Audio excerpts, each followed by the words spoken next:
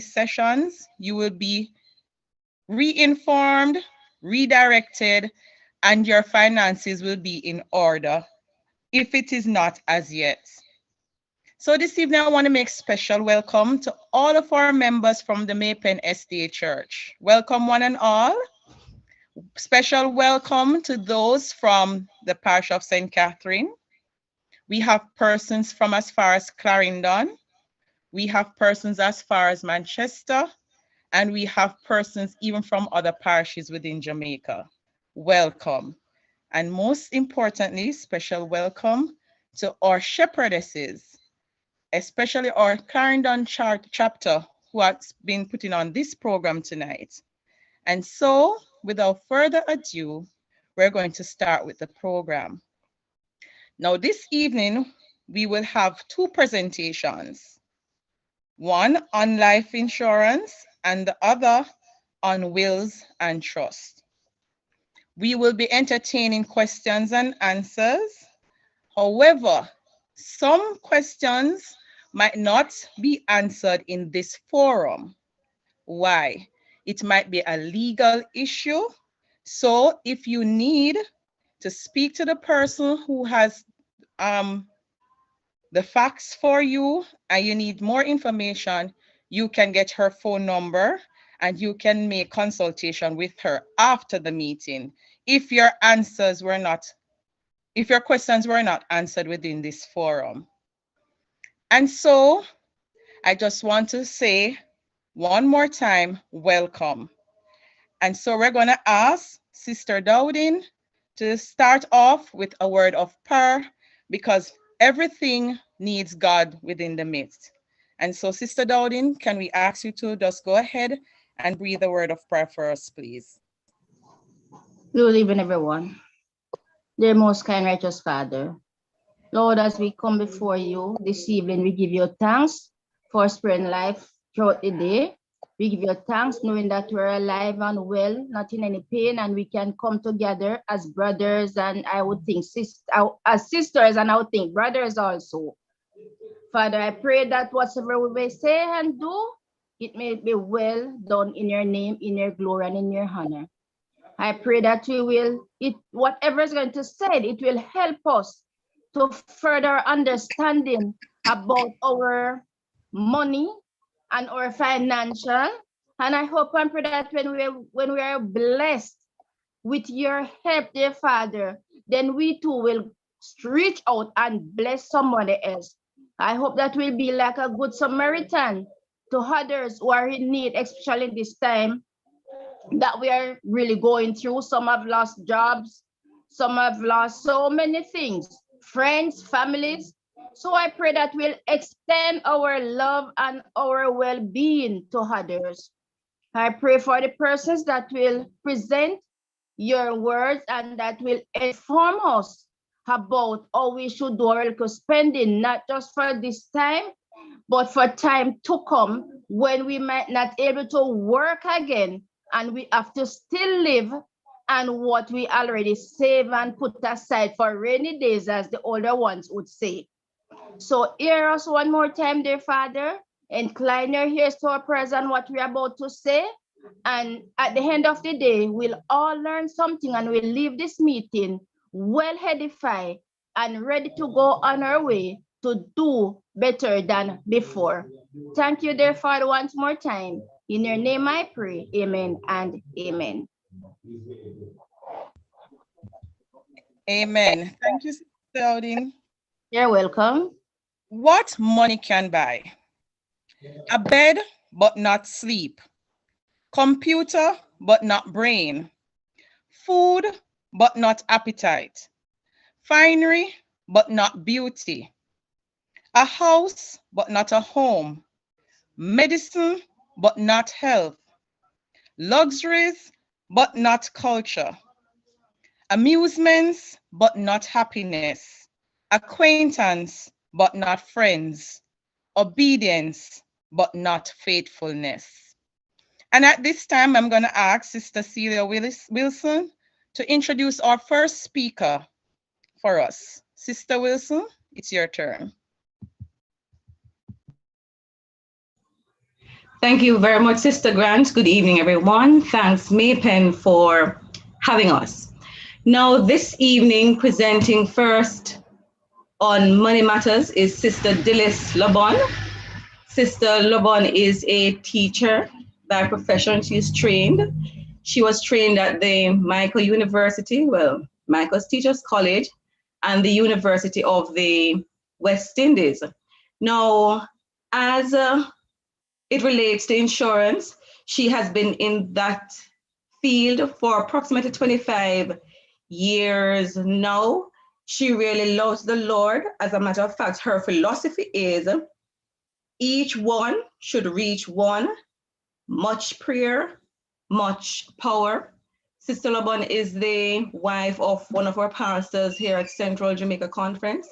That's Pastor Roswell Lobon. They have 2 adult children. Now this evening, Sister Lobon will share with us on life insurance.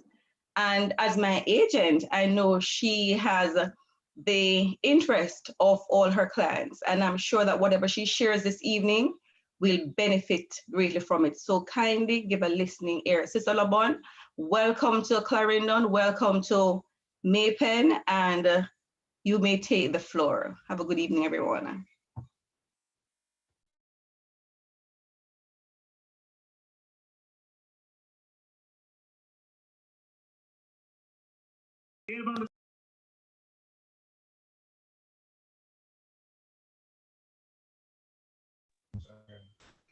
It's your time, Sister Lobon. Could we allow Sister Lobon to share her screen, please?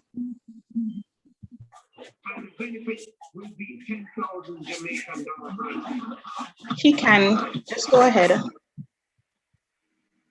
Now, the final point is on the question of growth. Dr. Schack says the Planning Institute of Jamaica, PIOJ, expects the economy to contract by 12% this fiscal year, the worst economic contraction in the country's history.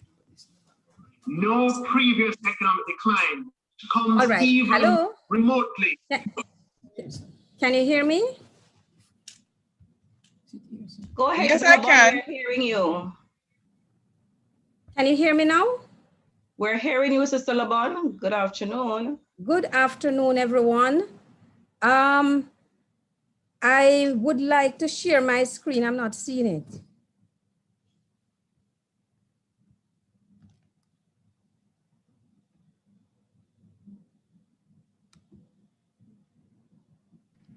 It is at the bottom of your screen if you're using a laptop.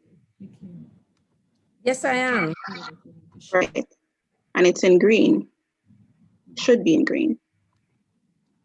Yes, are you? So this is share, click share.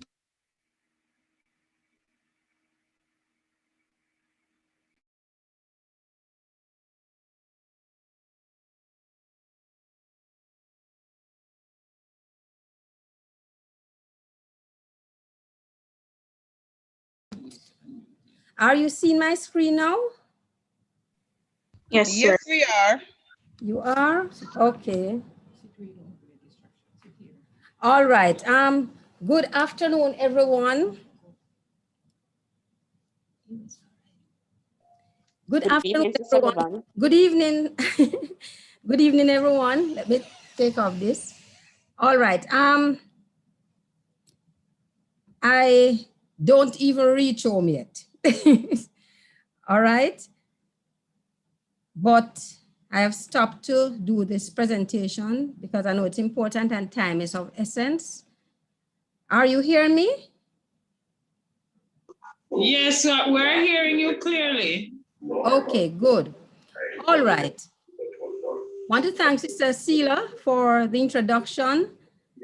And I'm gonna start because we're looking at money matters, the importance of, how we use our money, especially in times like these with COVID pandemic and not only that, we have a lot of things that we have to deal with, but we need to make sure that our priorities are set in order. So I'm going to ask you to think about this. This picture that you are seeing, the money machine, who do you think it represents? If you were to look into your homes, who would you say this machine represents?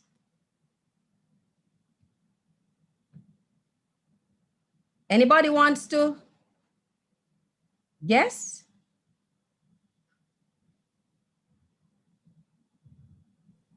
All right. The bank stealing my money.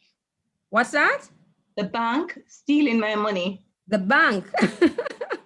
No. It represents, for me, it represents the men we used to see in the jacket suit coming to our gates and asking us if we want to invest. I used to see them as a child. Oh, okay. Yes, that's how they used to dress. But that's not the person that it is representing. When you look in your homes, who is it that you see normally having to be forking out money to pay for school, to pay for the mortgage, to pay for the light bill? Who does that? Some of you ladies do that, right? Am I right? Yes, and right. So the breadwinners. So this money machine represents the breadwinners. That's you and I. Most of us are breadwinners in our homes, or we contribute. We share the responsibility with our spouses. Am I right? Correct. Right. So anyone who has to be always getting money to do this, to do that, to make sure everything is okay, the rent is paid, the mortgage is paid, the children need to go to school, they need lunch money, bus fare, whatever it is, that person, the main breadwinner or the breadwinners, are the persons who this machine, money machine, represents. Okay? Now, why do you work? I wanted to think about these questions, because if I had a choice, I would not work, or I would work, but I would not be out. Like right now, I don't reach home yet. All right? Why do we work? Why do we work? Anybody? To earn and to survive. Very good. To earn To a not be living. dependent on others. What did you say? To not be dependent on others. Very good. So independence. We work for income. We work so that we can get our food, clothing, shelter, recreation, independence, as you mentioned. For social relationships, you know, we contribute to community, because many persons, even now with COVID, having to stay home, like, you know, our relationships with others is suffocating. So we go out so we can meet others, you know, we can associate with others, and also for personal development. When we work, we are trained in different areas, we share ideas, we learn from others, you know, and you have different sessions that we all benefit from. So these are some of the reasons, and you can come up with more. All right. Now, what are the two legal sources of income? If you were to think of it, anybody? What are the two legal, we have a lot of sources of income, but the two legal sources of income? Investments and salary. Very good. Man at work or your money at work. Man at work is your salary, working for your income. Money at work is the investments that we make. All right. So these are the two legitimate sources of income. Now, what are some of the things that can prevent us from working? We have things like permanent disablement, old age, and death. These are the three main things that can prevent us from working. Permanent disablement means that, for example, as a result of an accident, we are no longer able to work. Now, if you can no longer use your hands, just think about it, or cannot see, or cannot walk, do you think your company or wherever you work will keep you? Do you think so? Nope. I know mine will not keep me, because they need someone who can go about and do the work. They will say they love me and all of that, but they are going to get someone who can go about to do the work and replace me. And it will happen for many of us. All right? Because it's a business that is being done. So permanent disablement can prevent us from earning, okay? The next thing is old age. Sometimes persons get too old to work, and all of us are getting there if we live long enough. You're alive, but not able to work.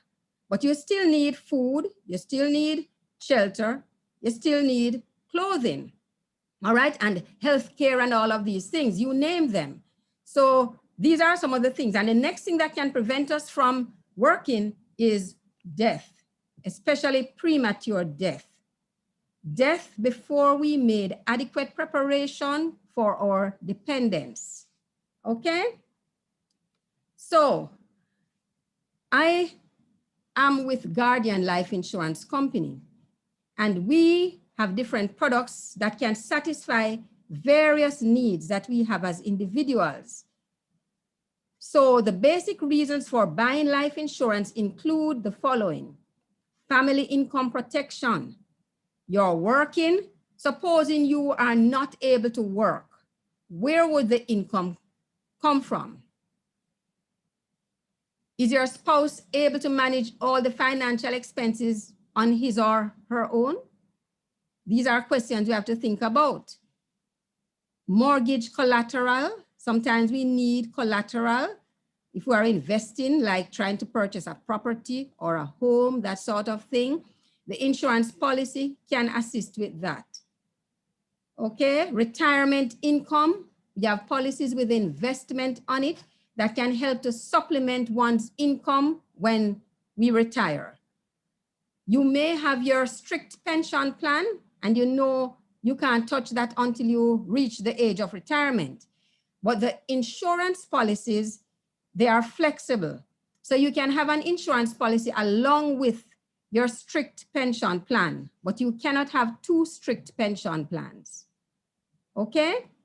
So the investment policies are the ones that help to provide additional or retirement income at that time when we need it.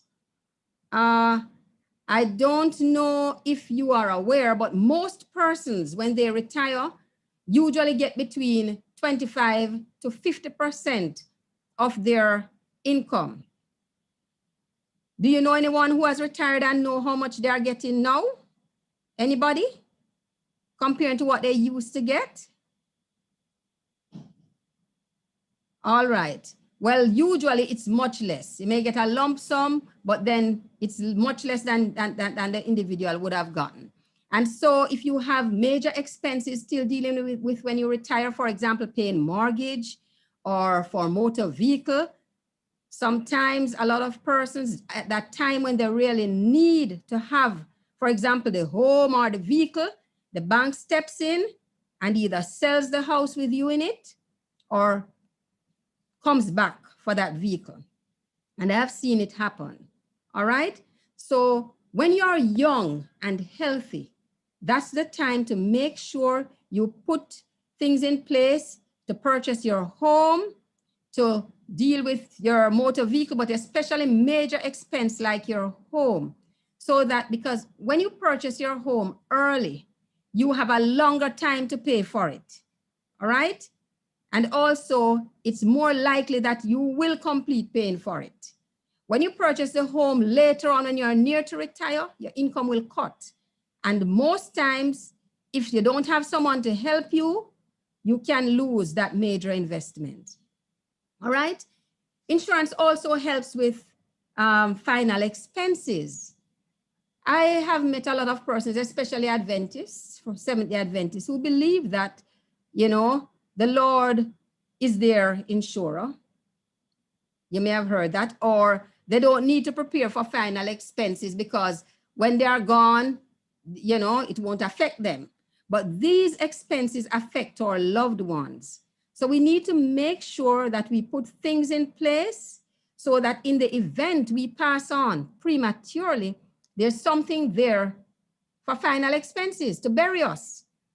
You have some persons who, and I'm talking persons who are in good jobs, who when they die, the church has to collect an offering to bury them. Or they go around to persons and have to be collecting from persons who invested. And a lot of them don't believe in investment, all right? So final expenses is one we need to think of. Education fund for children. Another reason for purchasing life insurance.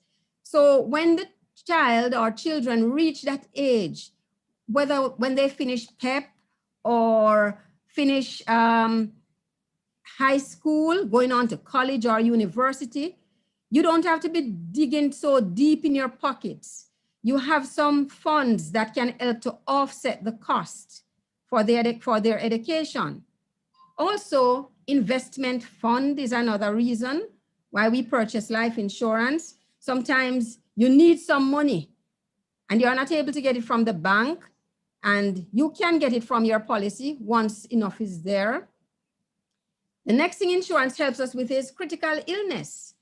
And critical illness is something that affects every one of us, everyone, okay? Age does not matter. Any of us can come down with various illnesses, like for example, cancer, major burns, strokes, that sort of thing. Now, some of the common objections you get from persons why they will not purchase insurance are, I am not ready yet, or I can't afford it, or I am young and I don't have any children.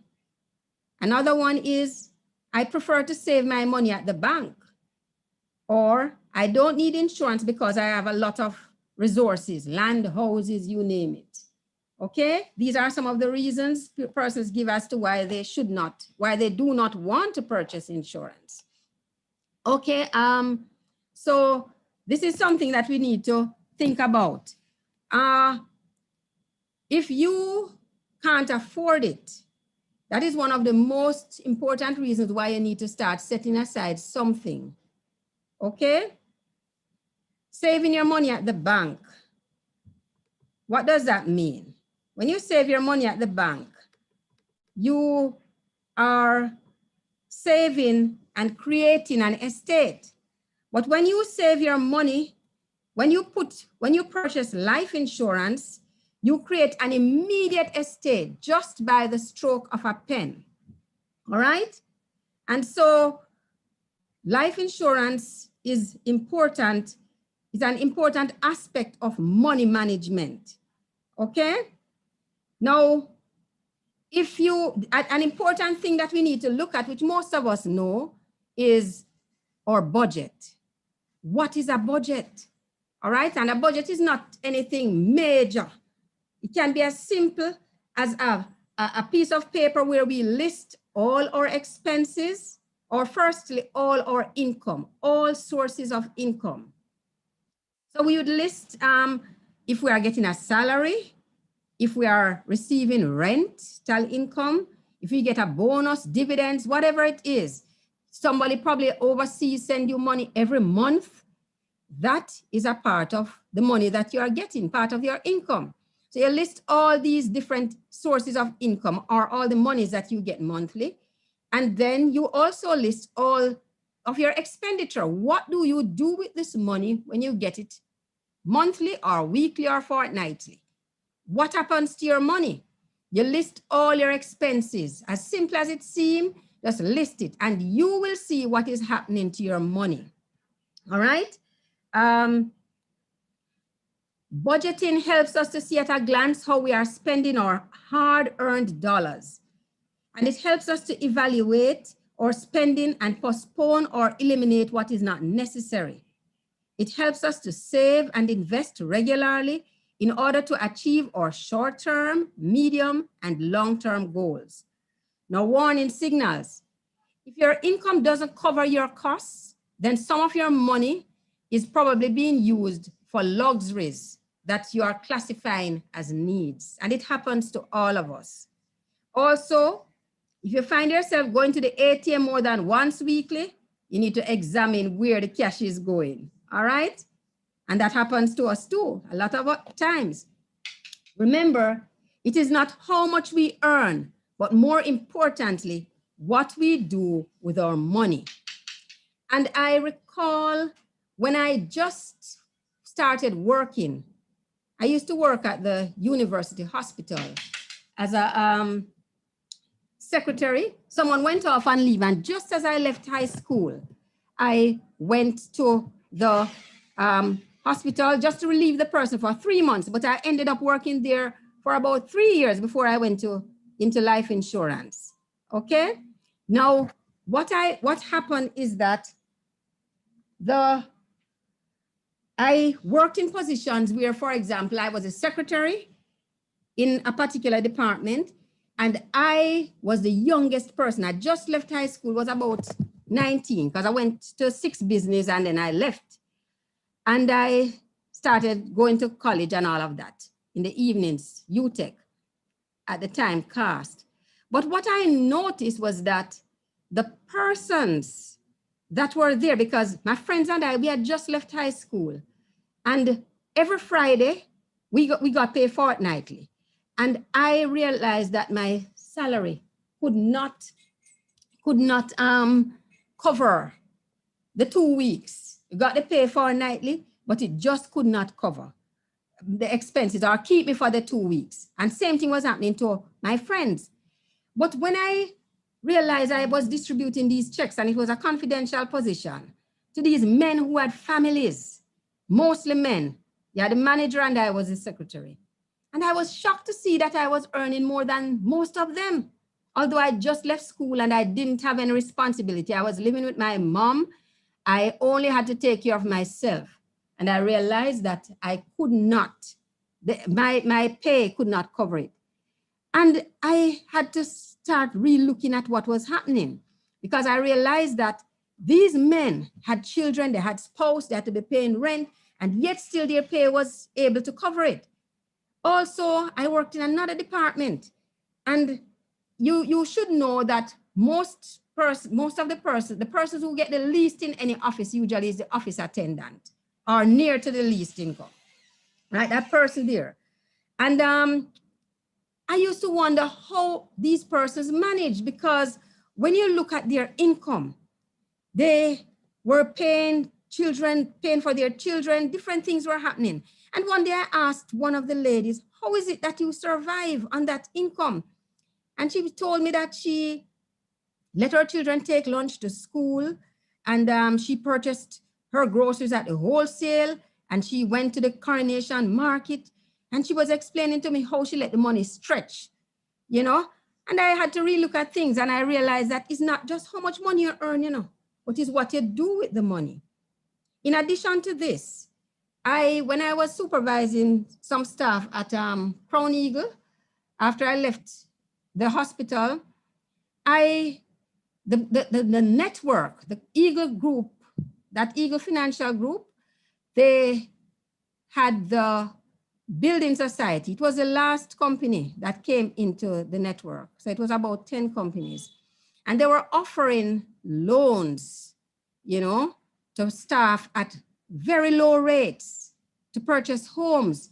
And it was at that time that they were having those homes like Gortuka in Portmore, and also the Greater Portmore houses.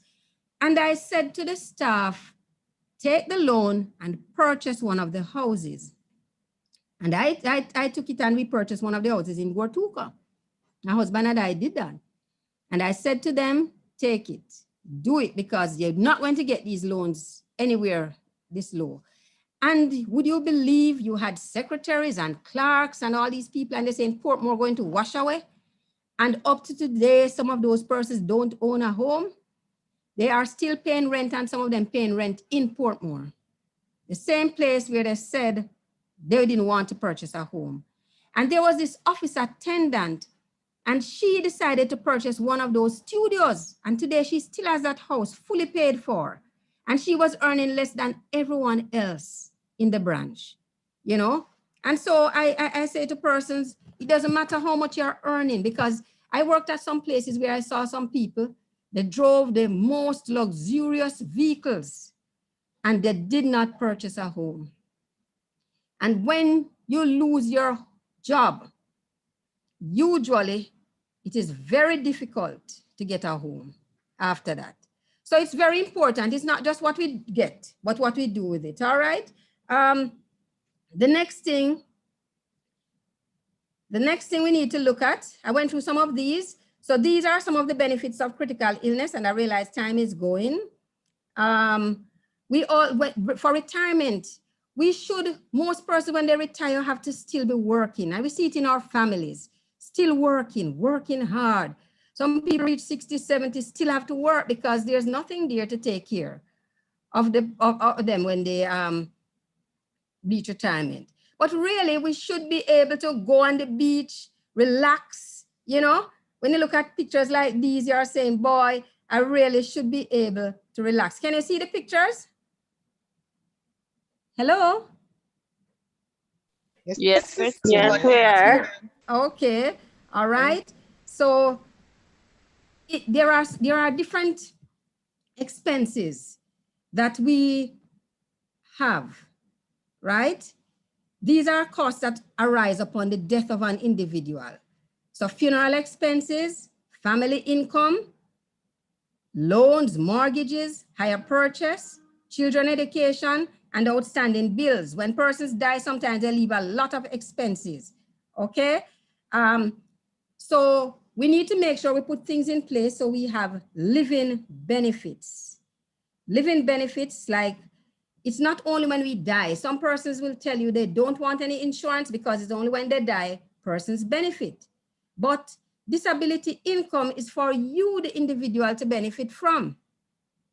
If you become permanently disabled and that benefit is on your plan, you are the one who get the funds. About 2 years ago, we had a staff member who met in an accident on Mandela, and just a little after they fixed up that highway and put that big partition in the middle, he was going home, got a ride from someone, and the vehicle got out of control and hit into one of those big trees that used to be in the middle. And right now he's crippled from under his breast down, right?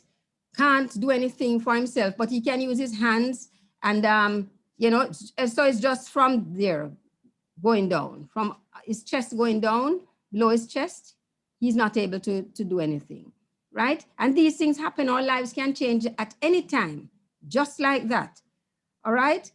Critical illness, you are the one who benefit. If someone is diagnosed with critical illness, the money is paid out to the person so they can take care of themselves. It is not for when you die. A lot of persons who you see doing different type of surgeries or paying for chemotherapy and all of those things, it is money that they get from insurance, but many persons don't tell anyone. And we also don't tell anyone because that's their that it's confidential, and they have to decide if they want to share with persons that they benefited. So a lot of persons are benefiting, but people who benefit usually don't tell anybody. It's only when something goes wrong, they call everybody on the phone, all right? Emergency fund, you are the person, all of these are living benefits, systematic saving, retirement income. Why do you purchase insurance? Especially now, a lot of persons thinking it's not important to purchase insurance, you know, but it is no more than ever that we need to make sure that we get some insurance, all right? Because even with COVID now, it affects a lot of persons' health, and insurance is based on 3 things: or age, health, and affordability, all right? So the younger you are, the less it costs. The healthier you are, the less it costs. And just like how many persons will say they are not interested in getting insurance, it's the same way the company has been telling a lot of persons, that they are not able to give them insurance even though they want the business because of health reasons. So it's important to put things in place when you are young, when you are healthy, and don't wait until it's too late. I even have persons calling me, they reach over 76, and this is now the time they are thinking of insurance, when most times they can't get it, all right? So we need to make sure we do what we can while it is still available, all right? And the recommendation is that you start with 10% of your income. You set aside at least 10% of your income. You know, we put aside 10% of our income for tithes, another 10% for savings and investment.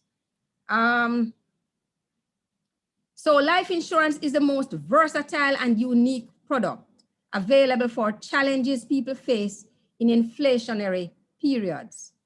All right, and the type of insurance that is purchased is dependent on the individual, your age, what your needs are. Because for example, a person who has children has different needs from a person who doesn't have any children. All right, family protection is very important to that person. Or investment for a single person, sometimes they're thinking of investment, you know, critical illness, different things. So the needs vary, and we look at persons' needs individually. All right, so it's not one suit fits all. Individual is a personal, insurance is a personal thing that is done individually. So this is one of the aspects that we should look at when we are budgeting, when we are looking at our money, because tell me something, supposing you're saving, because a lot of people will say, okay, they prefer to save their money at the bank, all right? But if you are saving, supposing you're saving $5,000 a month, all right, at the bank, after 7 months, how much would the bank give you? Anybody? You're saving 5,000 a month. How much would the bank give you after 7 months? Hello? Service charges. About less than $40,000. All right, right. 7 5s what? 35.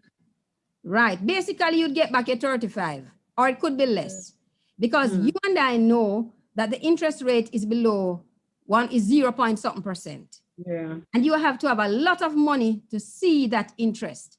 Check your bank account. Unless you have a lot of money, you are not going to see anything going on it. Probably some cents, unless you're wealthy.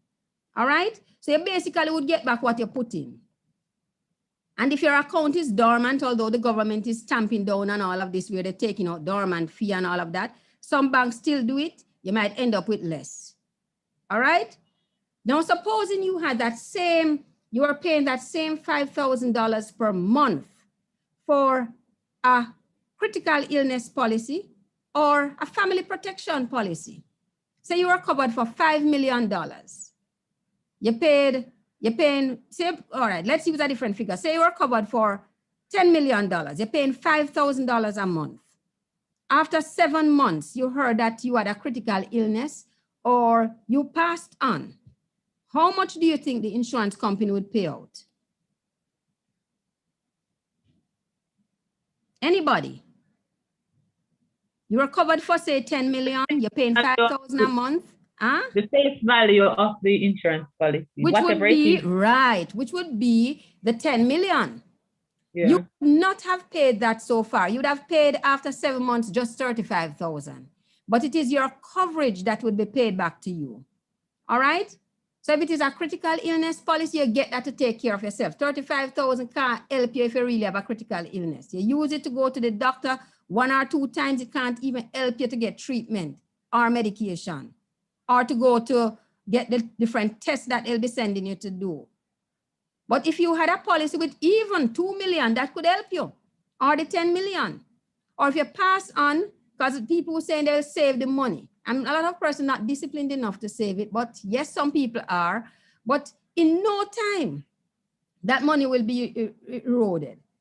So at least you could have gotten much more that could help you a lot better with the same money. So I'm not saying you're not to save at the bank. Save, but you have to diversify. You do some, you take out some policies, different type of policies, and you save. So whenever you need money every minute, you just go to the machine and get that. All right? When you're doing your insurance, investment should be long-term. Long-term in the sense like you're thinking of like a 3 or 5 years or 10 years, right? Or more. Act as if you don't know the money is there, right? I met a lady and her husband who retired just about, was it about 2 years ago, in the same St. Catherine area here. And they had a policy from Mutual Life Days. Guardian Life took over companies like Mutual Life, Dial Life, not Prime.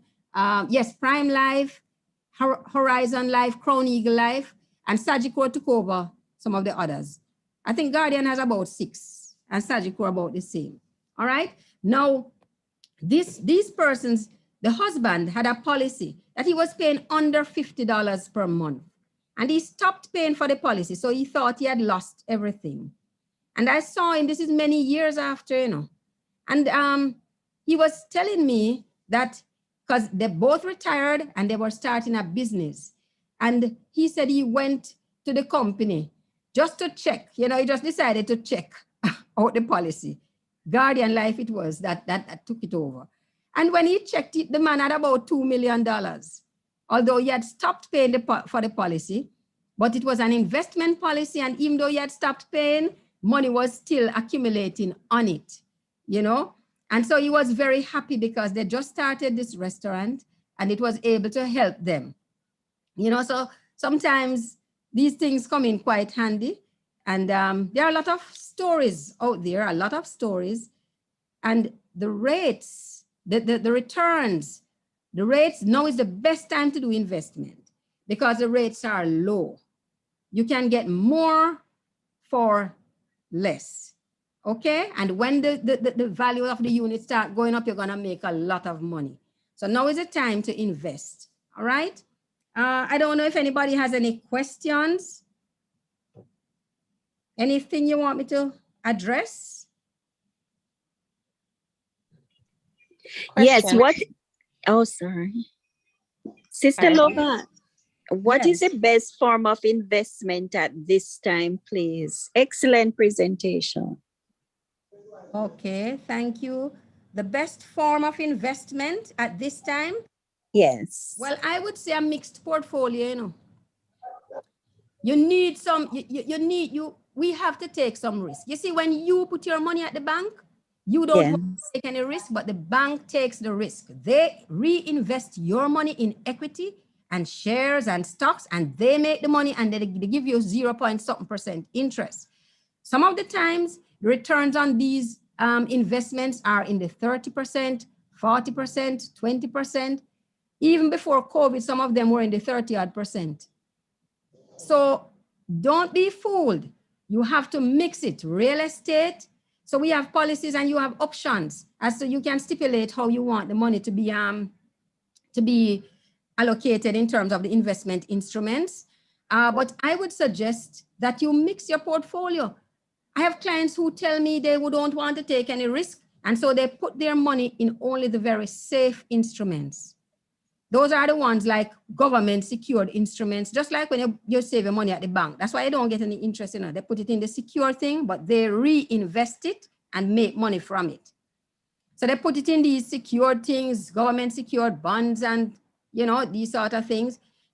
But if you were to invest, put some of your money in real estate, in common shares, equity, all of that, you'd make a lot of money. So I have clients who sometimes have to come in and reallocate their funds and they realize they're not getting anything much on it. It's just basically what they put in, they're getting back. So mix it. Thank you. Yes, you're welcome. Any other question?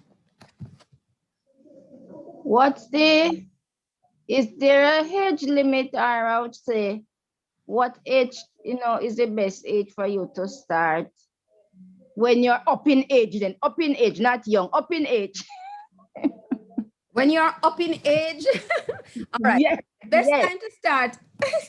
The best time to start insurance is as you start working. That's the best time. Don't wait until you have a lot of expenses, all kinds of things, and then you're saying you can't afford to do it. Remember, as I mentioned to you, when you are young, it is cheaper. No, I understand. When you have high blood pressure and diabetes and all kinds of things. Yes. Go ahead. But I'm close 60. I don't reach it. Who that sounds so young saying that? Hey, don't ask. All right. You can get insurance up to age 76, but it depends on the type. But remember, you know, when you wait very long, there are some policies that you may not get because they're gonna need a lot of medical requirements, It depends. It depends, right? But you still can get insurance. Once you're under 60, you can still get critical illness insurance once you're in good health. You can get the non-medical policies, you can always get those. Where you get straight coverage. It depends. So individually, like even now talking with you, I have to meet with you individually or speak to you one-off on the phone because I need to ask you some health questions as well to see what products would best suit you at this time. All right, can you give me a number, please? Thanks. All right, my number is, hold on. I'm gonna show you my number. That's one of my numbers, 370-7923. 370, no, 7923. It's on the screen. Can you see it? Yes, I saw it. Right. I have some other numbers, but this is mainly my office number. Okay, thank you. Okay. Plus, you can get me on. I'm gonna send my email. Okay. All right. Thank you. You're welcome. Any other question? There's a question in the chat. There's a question in the chat. What? Read it for me now. Let's see. It says, upon investing, what security do we have to get back money invested? Since in the past, banks have collapsed, etc. Okay. All right.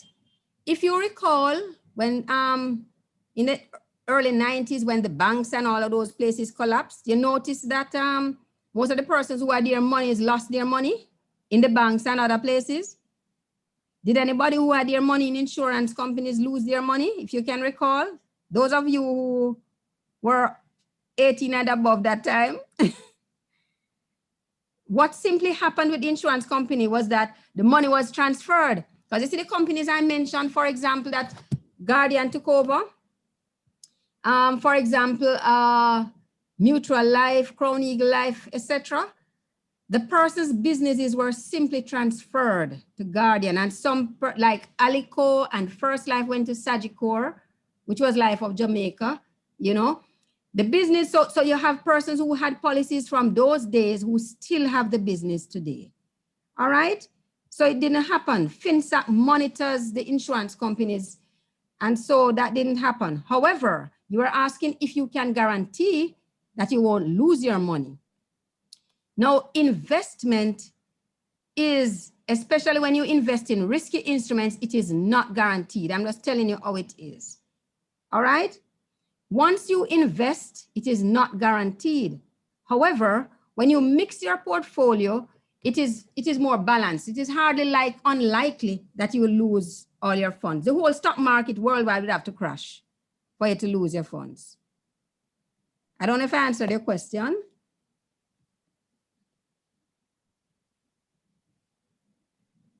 Can you hear me? Yes, we're hearing you. Right. The person who asked the question, was that Claire? She said, yes, thanks. Thank you. All right. Thank you so much, Sister Loban. We really appreciate your participation. We want you to drive home safely. Yes, and luckily I have a client I could stop by. Yes, the Lord provided. So thank you so much. We really appreciate it, and we will take this into practice. And I'm sure you will get several calls on life insurance and other forms of investment. So thank you, and have yourself a great day. Thank you too. I really appreciate the time to share these ideas. And there's a lot more, but I know that Sister Essence will cover some of them because you have different types of policies that cover different needs and the importance of estate planning. I didn't go into that, but insurance helps with that as well, securing your assets. For those persons who believe that they already have assets, so they don't need any insurance, you have to secure it, or your family, it will not be passed on to your family upon your death, but the government may get it. So insurance is a way of making sure they have money to, clear up, change the name on the title and do all that sort of thing. All right, I didn't go in that because I know you're gonna have another presentation. All right, so thank you. Have a good day. Yes, Thank you. thanks. I think I'm gonna listen right. to, I'm gonna try Yes. listen on my phone, the other part of it. Okay, then. All right. So thank you. So I now give Yeah, ma'am. way to our second presentation, and she will be beautifully introduced by Sister Sophia Harris. Okay. Good evening, everyone. The privilege is mine to introduce our next speaker. She is an attorney at law. She was called to the bar in 2008 after she attained her certificate from the Norman Manley Law School, and she got a bachelor's degree from the University of London. She is the wife of one of our pastors, Pastor Kamar Douglas. She is a mother, and she also serves on the Women Ministry Committee at the CJC. She also has a Bachelor's of Science degree in psychology and public administration from the University of the West Indies. She provides legal support also to various boards, and one of these boards is the Kingsway High School. As we listen attentively, may we be beneficial to some of what Sister Essence will discuss with us. Thank you. Yeah. Let me mute. Good evening, everyone. Thank you, Sister Sophia, for your introduction. And Sister Dillis, I will be picking up from where you left off. Thank you for your presentation. I want to thank Sister Ava and Sister O'Hara for the invitation to speak to the Clarendon chapter. And I also want to say a special good evening to our shepherdess leader, Sister Knight. And I also see Sister Barbara Johnson online. So I just want to signal both of you ladies just to say a warm good evening. All right, I'm going to try and share my screen quickly. I have a few minutes. I'm going to speak as fast as I can just to get through. And we will leave the questions to the end.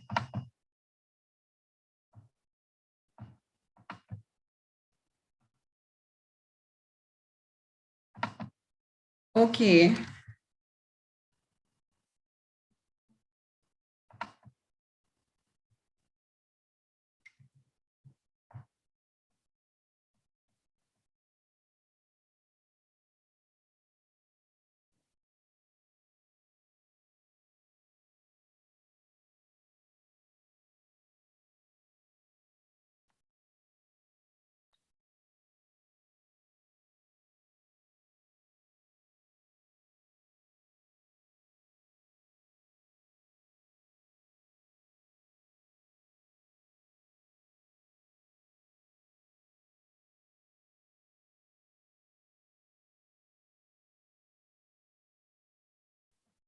All right, I'll just see how best to get through. So the importance of estate planning, as Sister Dillis was mentioning earlier, it's very critical because what you earn or what you get forms part of your estate. And it is important to maintain this estate. It makes no sense that you acquire wealth and you don't pass it on in the proper way. Now, she mentioned earlier about acquiring a home. This is one of the best ways to maintain your assets or your income. It is the only thing that I know appreciate is land. So years ago, when Sister Ava would have bought her house and what is valid now, I mean, we cannot quantify the amount. If you look at land, most land is now being quoted in US figures simply because the dollar is sliding. And so it's more difficult for persons to acquire land. Just last week, 2 clients came to me, they want to buy just land alone. And the land was selling for 7 million and more just for a small piece of land. For houses now, a client has 25 million asking me to get a house for them in Kingston. There's no house available for that price. And of course, they can't go to St. Anne's side. Those houses, 2 bedrooms are being quoted at $260,000 US and more. 3 bedrooms starting from 330,000 US and up. So land is becoming scarce. Houses are becoming too expensive out of the reach of the common man. So I want to encourage persons, especially those who have young children, and from the child reaches 18, and if they start to work, encourage them to throw their NHT so they can get their benefits. Right now, NHT alone cannot cover the cost of a home, but it is one of the best ways that I know that you can get enough funds to get a start. They are not young. I'm sorry, young people are not on, but you are here to tell them, because as I said, houses are hard to buy now. So it doesn't matter if your children start to work now, they will just not be able to acquire houses so quickly. So you don't want to wait until 10 years down the road. Let them start now, because after throwing 3 years of NHT, which you can throw consecutively for 1 year, then they can apply for their benefits to get the home. Whatever the shortfall is, they can borrow from the bank. All right. And I don't know if Sister Dillis mentioned this earlier. I don't know if they deal with that portion of it.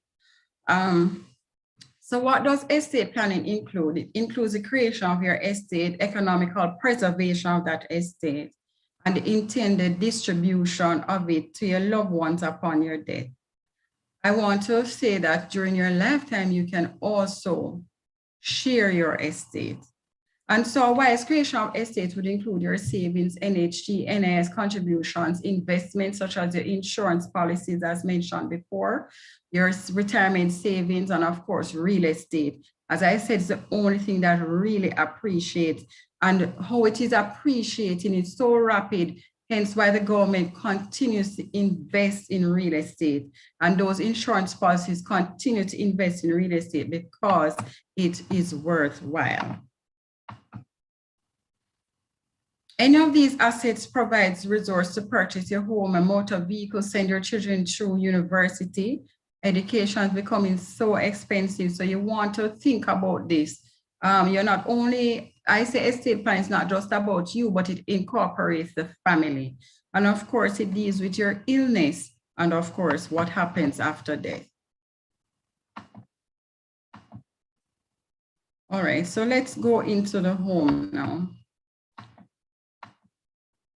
How do I own my own home? I know most persons know about it, so I just want to deal with this part quickly. I mentioned your NHG benefits. I got some questions earlier about owning properties that you purchased, but there was no title for it. No, this is very important. You can regularize these situations so you can actually get title and become a owner of land, a rightful owner. Without a title, you can only tell somebody that you own, but a title declares to the world that you are the legal proprietor, and that just simply means rightful owner. I would not advise anyone to purchase property that does not have a title. We have too many experiences as attorneys that leads to a lot of killings, maiming, destruction of family simply because land is not passed properly. And so anybody on this platform who you have inherited property, but name is not on it, you are still not the owner. If you are living on a land and there is title in your grandmother's name and it's yours, and it was told to you by word of mouth, it's not yours, it still belongs to your grandmother. And these are the things that when you go to the tax office and you pay, you will see the name of the previous owner on it, but your name will not come up on the valuation roll simply because no transfer has been done to you. So I want to make that clear, and I hope I'm answering the questions as I go along. You want to regularize that situation, because what happens, we have 3 generations passing sometimes, and the benefit comes out of the family through adverse possession of somebody else. You want your generational wealth to carry on. So somebody need to stop at some point and get the names on the title. Now, things that you need in purchasing, your surveyor's report. This is good for adverse possession or registration of land that has never been registered. Of course, the evaluation report, but the surveyor's report is one of the most critical documents that are needed in this title process. Now, keeping what you have built on is very important. How do we preserve and maintain our estate while we're alive? So you have some important documents in estate planning. First one is your power of attorney. For those who have family members overseas, you will hear them from time to time. Can I give you a power of attorney to do some business for me here in Jamaica?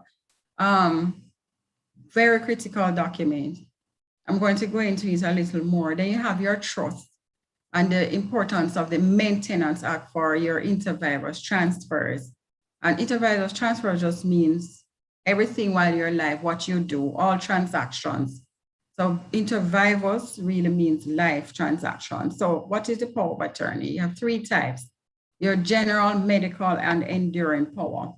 So your general power of attorney, as I mentioned earlier, persons will give you a power of attorney to just transact business with the tax office, with the titles office to do their motor vehicle. We have several clients who went overseas last year and they just gave a general power of attorney to somebody to just deal with their motor vehicle and to eventually sell it. Land. It is critical to give a power of attorney. You have to know what you're doing when it comes on to land matters, because it has to be specific in terms of the registration of titles, how you do it. You would have to need legal advice to do any of these kind of power of attorneys, but they're very important because it simply means you don't have to be fixed to a particular jurisdiction to transact business. You can designate somebody on your behalf when you're leaving to do something for you. So say your taxes, you're in business and your taxes are to be paid. Leave a power of attorney for somebody to do it for you. If you're going away for a few months and you want to deal with your home, just to fix up, to do anything, you want to leave a power of attorney to somebody to deal with your affairs for you. Now, the medical power of attorney, that one is also critical because, as you know, when you are aging and some persons have suffered from dementia, Alzheimer's, you're physically unable. We have had several persons through the Ministry of Labor, in particular, the section that deals with the elderly persons, senior citizens. When we do the presentations to them, what we tell them is that it's important to put aside your medical power of attorney from now while you have the capacity to make the power of attorney, because nobody who is ill mentally cannot sign a legal document. So you want to prepare your power of attorney while you can. You never know what will happen to you. As Sister Dilly said earlier, the client was going home, accident, he's crippled. The medical power of attorney can help him if he had named somebody, or he can still do it because he has the capacity mentally. He can name somebody to take care of him, to jump around and do his business for him and make certain medical decisions for him. That is very critical. And for those who have parents who are getting up in age, this is an important document for you to have for them. You make all decisions in the best of their interest. So I want to encourage us tonight to think about this document, because the truth be told, as Adventists, we need to always lead from the front. And this is one document that I'm very passionate about, the medical power of attorney. We don't want to see our members, our loved ones suffering because these things are not in place. So I want you to pass it on to your churches and to your family members. Now, your enduring power of attorney, this is really a lifelong power of attorney. It goes with you. You can put certain things in there that cover a particular activity. So once that activity is accomplished, then this power of attorney dies with the activity. But in general, all three powers die with you when you die. That I want to make that clear. It does not speak after death. So you don't have to worry about, oh, I gave this person a power of attorney, and what happens if I die? When you die, it dies with you. But we have had cases of that where somebody come to a power of attorney, but when you check it out, the person has died already. It has no validity. Moving quickly to trust. The trust, it lets you decide who gets your assets, how and when. Very important where you have minors in your family, because the truth be told, you want to properly decide for them at different stages of life. And outside of a minor, the child which is 18 and going to university, you want to create a trust that takes up to age 24. And I tell you why. At 18, the children are not so sensible to make critical decisions on their own. And what you don't want is for them to be influenced unduly by outside factors, and eventually they lose the assets. Say you leave $2 million for them. That spent in no time, it's done, because they're at the age you just want to have fun. Ensure that you put this in a trust document so that money is left for minors, can take them all the way to the age of 24 or whatever age you think they're going to be sensible enough to make certain decisions. So I want you to contemplate, if you have children, using this document. The trust can survive in terms of, this is an inter vivos document, but you can also do a testamentary trust so it can survive upon your death.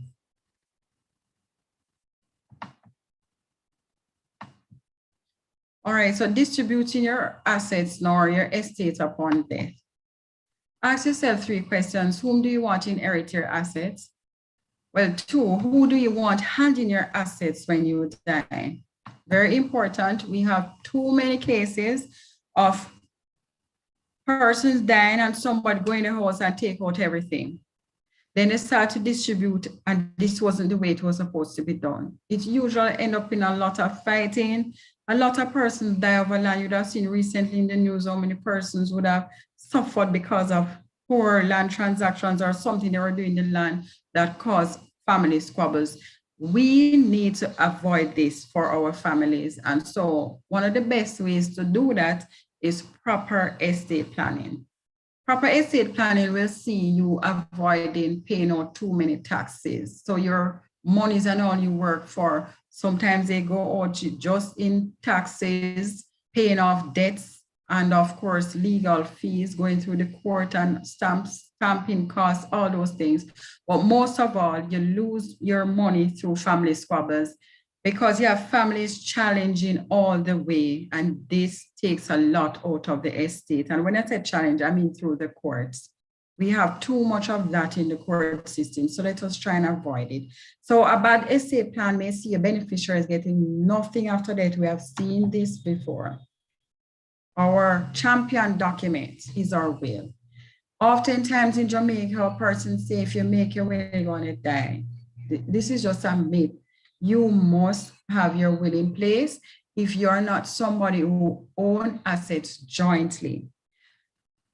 If you're not somebody who give the gift while you're alive, make your will, because these are options open to you. You can transfer your kid's name on your title while you are alive if you so choose. And if you don't think it's going to go right when you die, you can put the child's name on the title. But if you do not give the gift while you're alive, best document is your will. Remember what I said earlier? The power of attorney dies with you. Certain trusts die with you. It's only a testament or a trust live on. But your champion document is your will.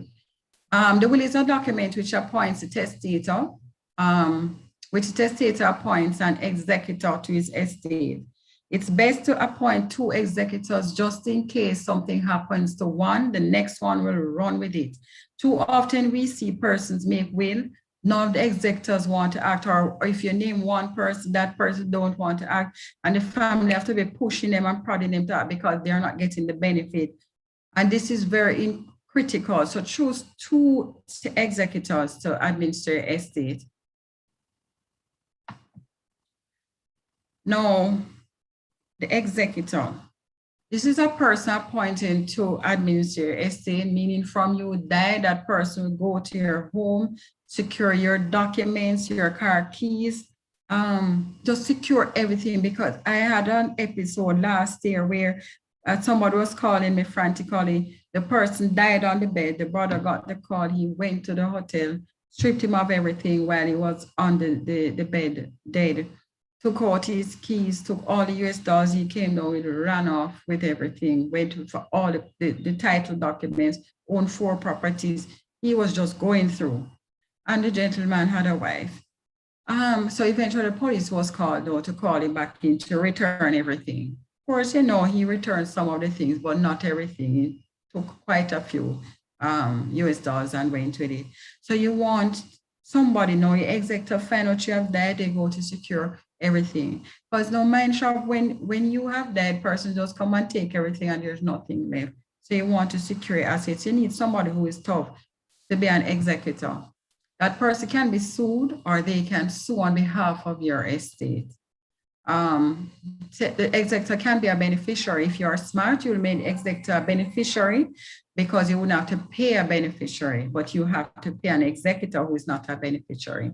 By law, it is 6% of the value of your assets for the executor. So if you're wise, choose a beneficiary who you know is strong enough to be your executor. All right.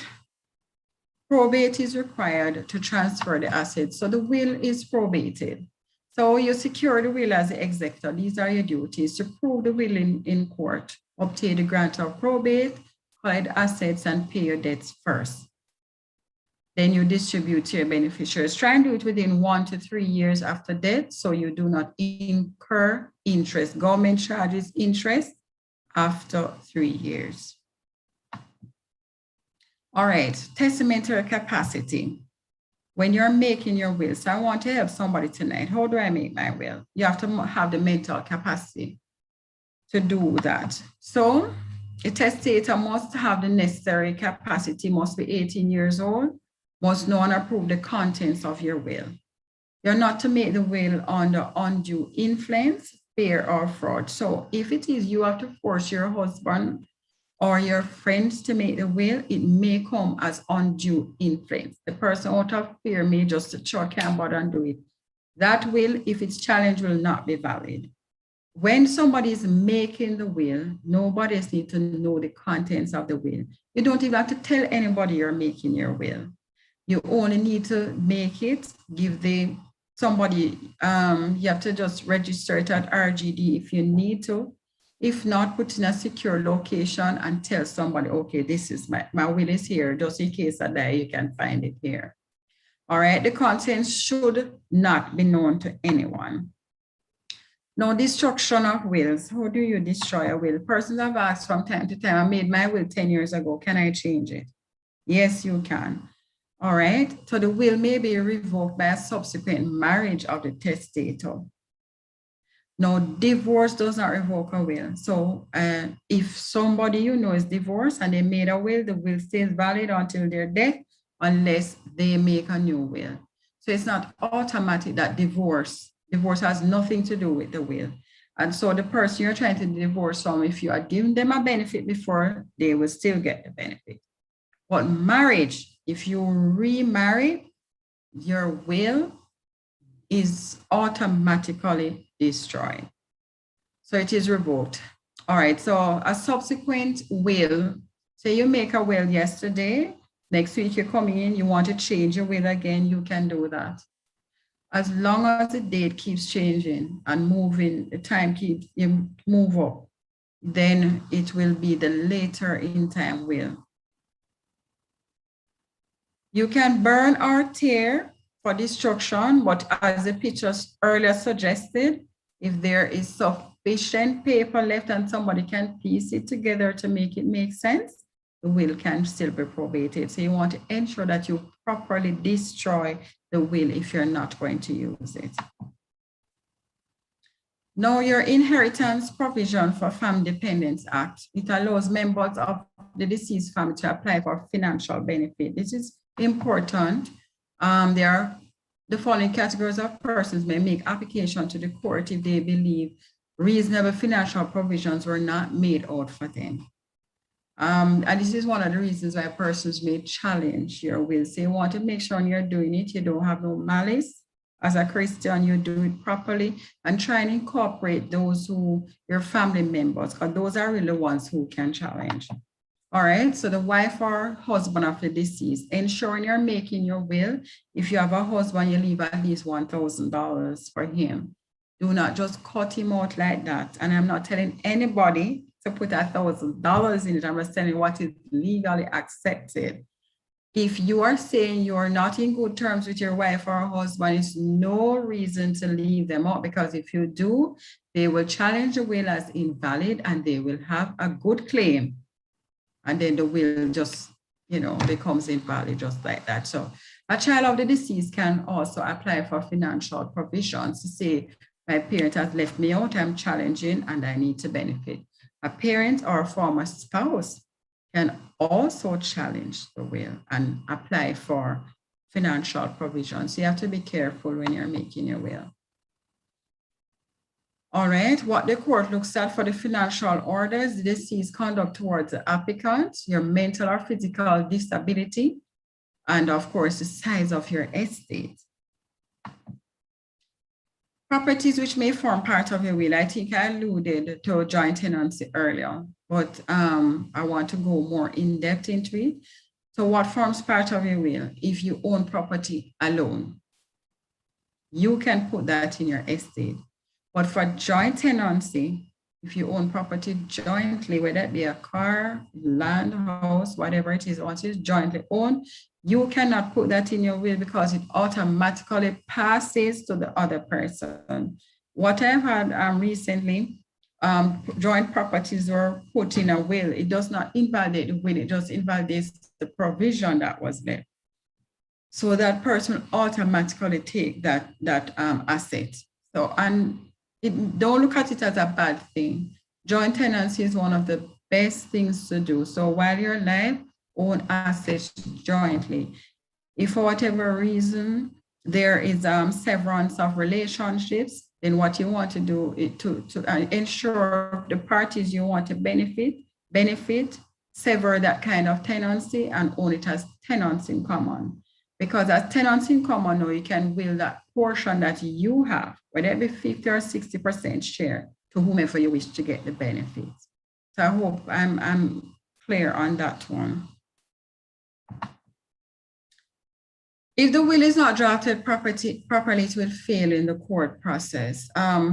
Always mention this case because it's such a landmark case done in England. In 2013, All versus Burgess. No. Prior to the costly court case, the estate was valued £200,000. And after the case, it came down to £2,000.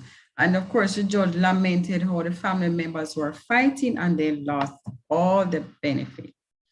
All right, so intestacy now, let me quickly go, I know time is going. Intestacy is where the will fails or where you never made a will. If you did not make a will, it falls into intestacy. If the will itself fails the court process, it falls into intestacy. It is a more rigorous process to deal with, and that's why we said the will is a champion document. On intestacy, more often than not, the persons who you wanted to benefit will not get the benefit. I've seen it often. I've done a lot of administration, and it's sometimes just one family member come forward after a long time to do the administration, and the benefit usually is lost. If there are children involved, though, the Administrator General will deal with the estate, and usually that takes many years to be concluded. I've seen where a child at 11, the father died up to when they were 21, they still didn't finish administration. So a will, as I mentioned earlier, is the best document. If you're looking out for the interests of your family, please make your will. You do not want to allow it to fall into intestacy. I'm not going to go through the table of distribution simply because of time. And I mentioned Administrator General before. So once the estate is over 100,000 and minors are involved, even if minors are, no, once it is over 100,000, you have to get your own attorney. Where there are minors involved, the Administrator General will deal with it, but it's usually a lengthy process. All right. Testamentary trust. Now, this you use where minors are involved.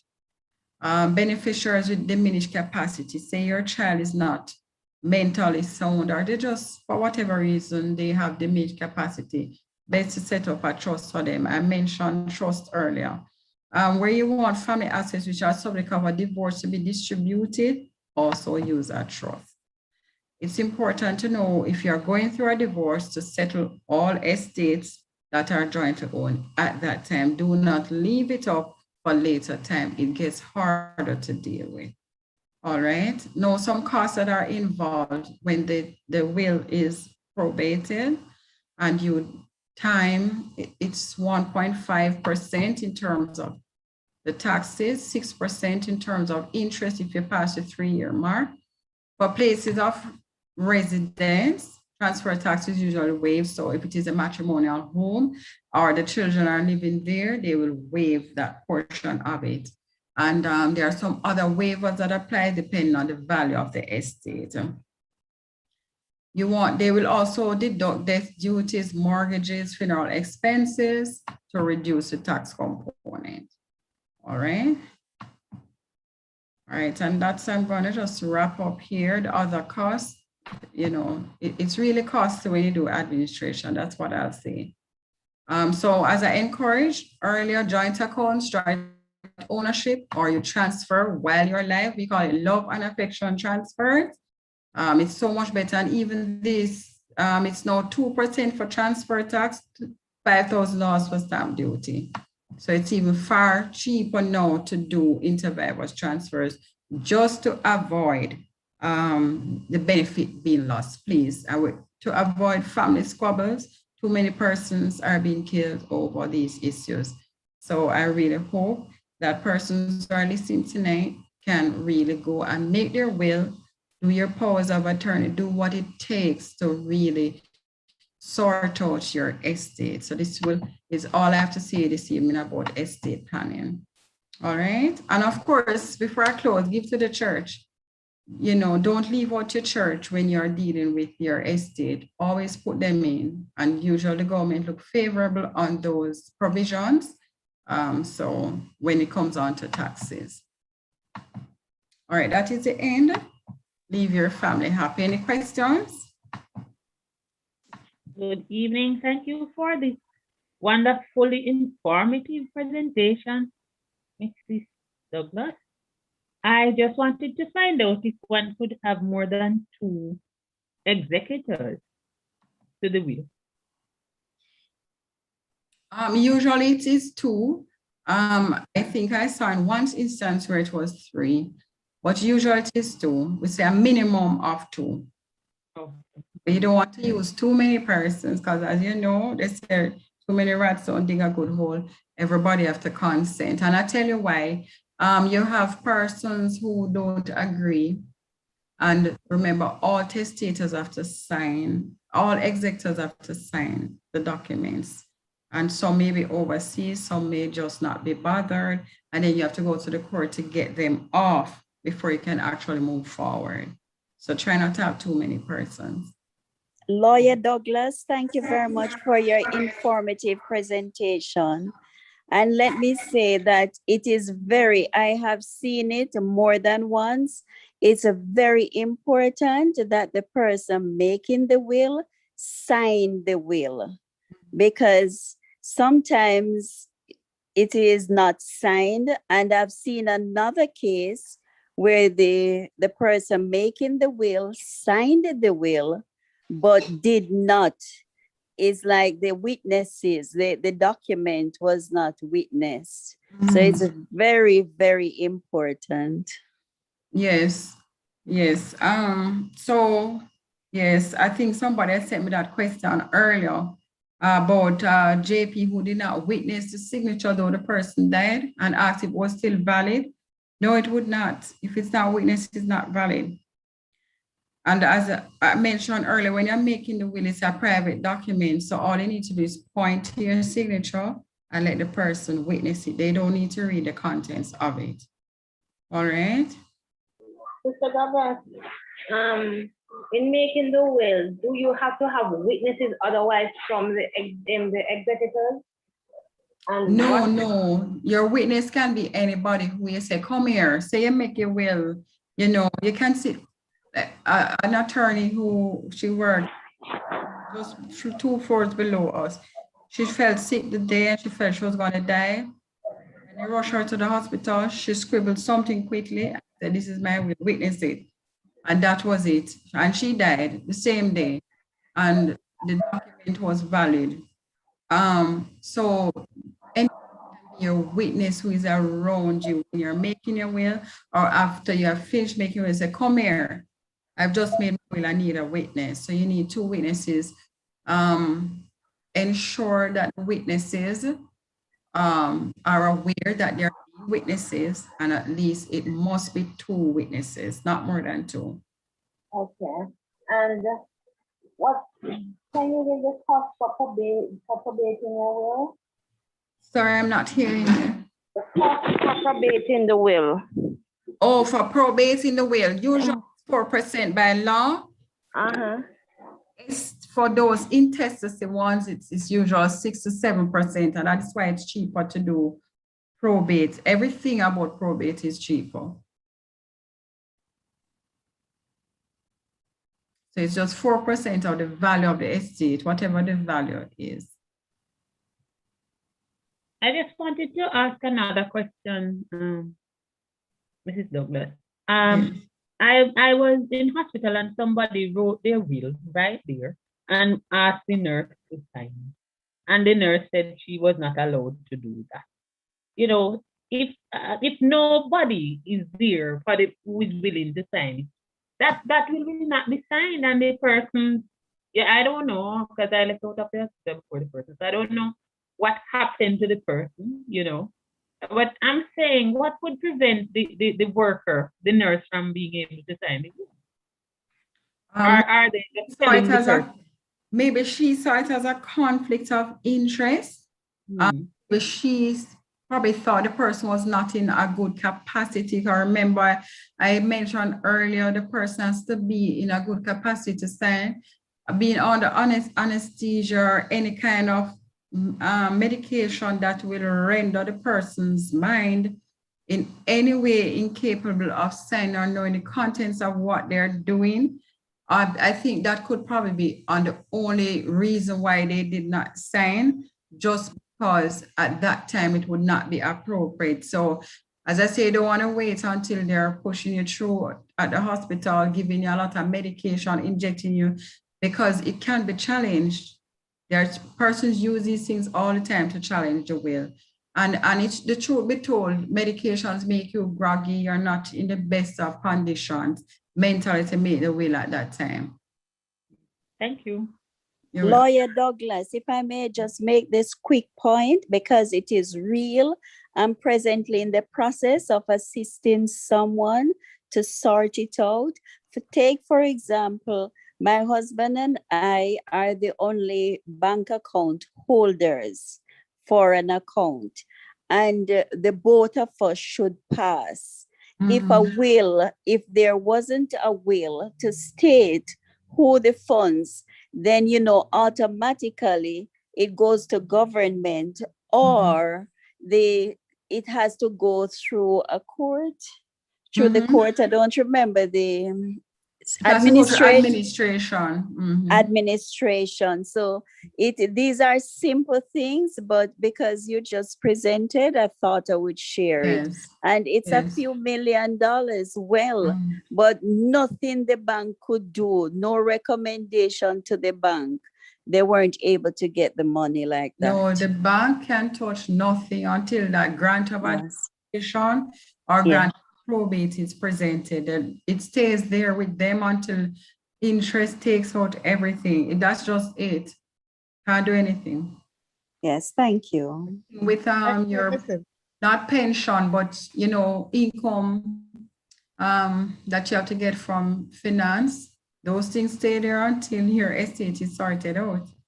Yes. The benefit does not pass. That's why I really want persons to make their wills. Thank you. You're welcome. I have a question, Nice, everyone. I'm thinking about children. Okay, let's say there is a family and the property, main item like the house is owned by the jointly by the parents. So I think you had mentioned where there is tenants in common, then where one is deceased, then it automatically goes to the other party. No, that's However, tenancy, joint tenancy. Joint tenancy, right? Joint tenancy, right? So it would automatically go to the surviving spouse.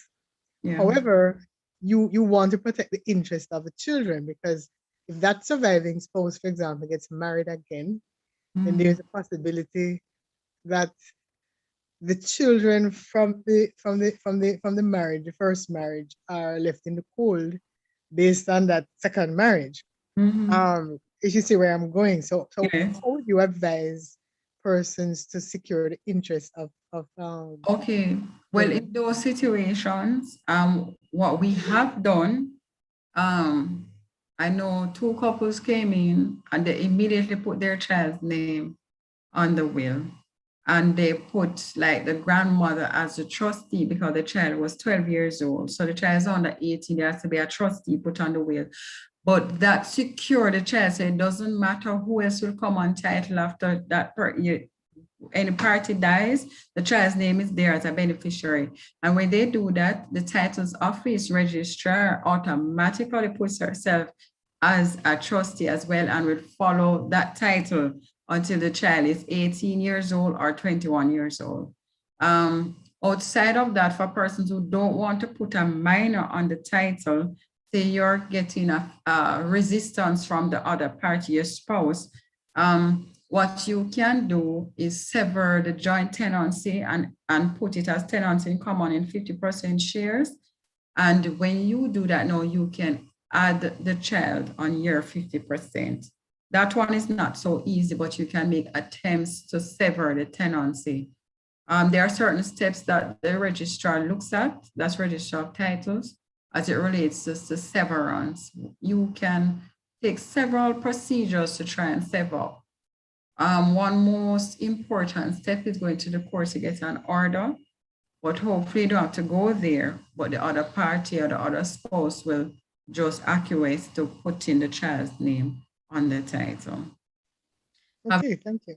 No parties were together, the child is there. One party moved on, got married, the other spouse is bitter, and the house is there as joint tenancy, and he doesn't want to do anything. So I told the party, go ahead and say to him, put the child's name on the title. So that is what's being worked on now, just to resolve that situation, and so that the house doesn't just go to one party. All right, okay. I think Carolina answered the question. Yeah, man, you did. Thank you. You're welcome. All right, I see some comments in the chat.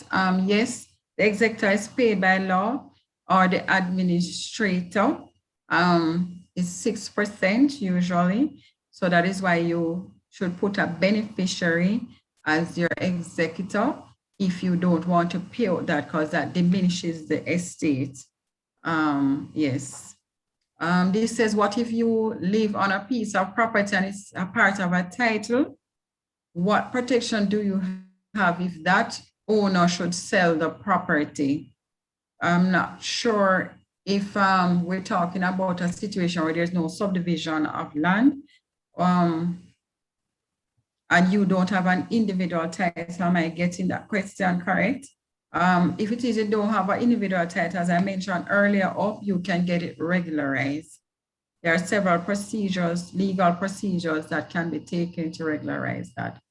So, but that person, I couldn't exhaust that answer tonight. So you'd have to contact me. I think my information is on the screen. Okay, we want to thank you, Sister Douglas Essence, for a wonderful presentation. I really enjoyed it. For those who need to contact her, you can just give them your number if you wish. Oh, okay. Yes.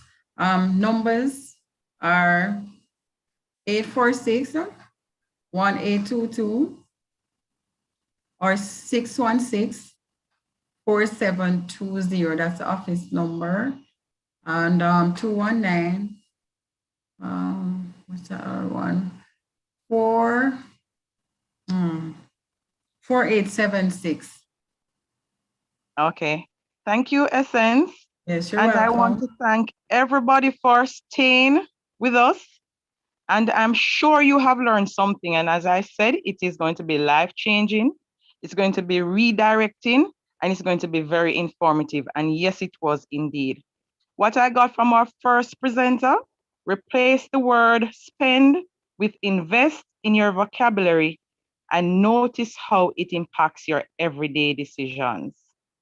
And from our second presenter, it's good to have money and the things that money can buy, but it's good to check upon once in a while and make sure you haven't lost the things that money can't buy. And that's peace of mind. So while you're alive, make sure everybody that you want to touch when you die, you get them something on your will. Because it doesn't make sense you live now, and when you're gone, those we leave behind do not have anything to live on, especially our children.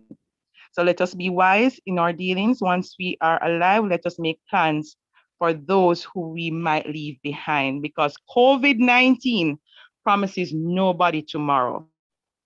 And so I want to thank all the presenters. I want to thank everybody for tuning in tonight. I hope you have learned something new tonight and you will impart it to others who did not make it onto the presentation. And so we're going to close with our word of prayer from Sister O'Hara. Thanks again to everybody for joining. Sister O'Hara, on to you. Thank you, thank you. Thank you so much for inviting us, Sister Grant and Maypen, for inviting us. And thank you for the pastors I'm seeing on the platform. I know it's not your wives using your devices. So thank you. I see a few, I don't want to call any names and get into trouble. So thank You're you, welcome. pastors. Thank you, shepherdesses. Thank you, Maypen. Thank you, visitors. Let us pray. Loving, merciful Father, you said that a cattle on 1,000 hills are yours. So we know you are concerned about wealth. You want us to be the head and not the tail, but also you want us to be wise. And so guide us, direct us as we go through our material possessions. We know this home is not our final home, but at the same time, you want to ensure that our children are not begging bread. You want to ensure that we leave something for those who come after us. So guide us, allow us to leave with these words and work smartly. Bless our families, bless our church members, bless any visitors that came on as we continue to worship you. In Jesus' name we pray. Amen. Amen. Amen. And thanks for those joining us on YouTube tonight. It was a pleasure having you all. May God continue to bless us and keep us in this time of COVID-19.